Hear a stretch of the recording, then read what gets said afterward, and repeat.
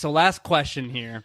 I'm obviously the guy that is all about today's horror, right? Yep. Versus, the 80s and everything like that. But I mean, what are your thoughts on, the horror movies today? Yeah, so I am definitely more forgiving of the older horror movies. And I kind of broke this apart. I put 1900s to 1959, 1960s to 1980s, 1980s to early 1990s, 1991 to 1999, and then 2000 on are like current movies. And so I feel like today they're just making a lot more actual PG-13 movies. Like they made PG-13 movies back in the day, but they all had boobs and somebody's getting their head chopped off. PG-13 meant a different thing. It was completely different. 80s. Yeah. I think every era has its misses. I think the 80s has some dog shit movies. I think the older ones have some, and I think today has some dog shit movies. I'm making my top 50 list of all time horror. Half of the movies are 2000 and beyond. So half of my movies in my top 50 list are actually in the last 23 years. Which is a huge span. I get it. It's 20, but I think 2000 on is current. I do look at it. I mean, I think there's such a huge divide, right? Like when you're talking about 1980s movies, those are 43 years ago. So I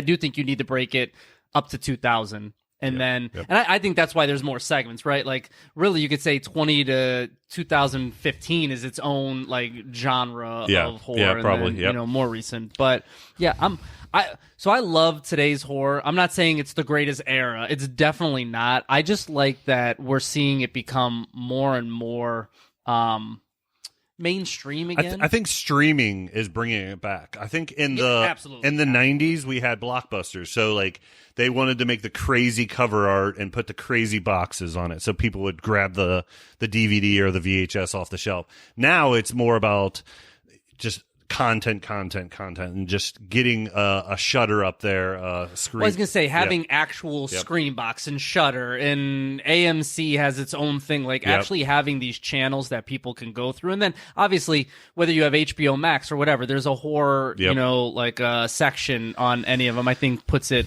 a little bit more mainstream. But I also think we're seeing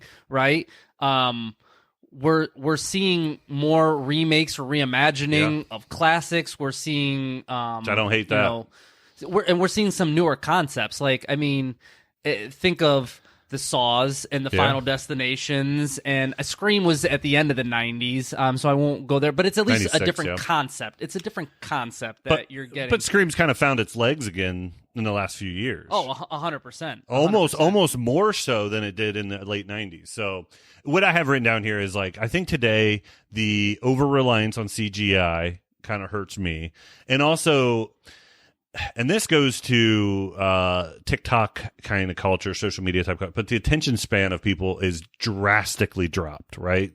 So back in the day, they couldn't show the monster or the violence as often because effects were expensive and costumes were expensive. So they had to work with tension and atmosphere a lot more than today. They just throw up everything up on the screen and try to show you and shock you. But a lot of times it's CGI. And first off, I 100%. I don't understand why we got away from. I know why we got away from practical effects, but I think we should bring it back. It also makes you wonder why there aren't more. And I know there's a ton out there, but you think there'd be more anthologies out there with the short attention span that we have. But anyways, all right. So that ends the Pardon the Terror. So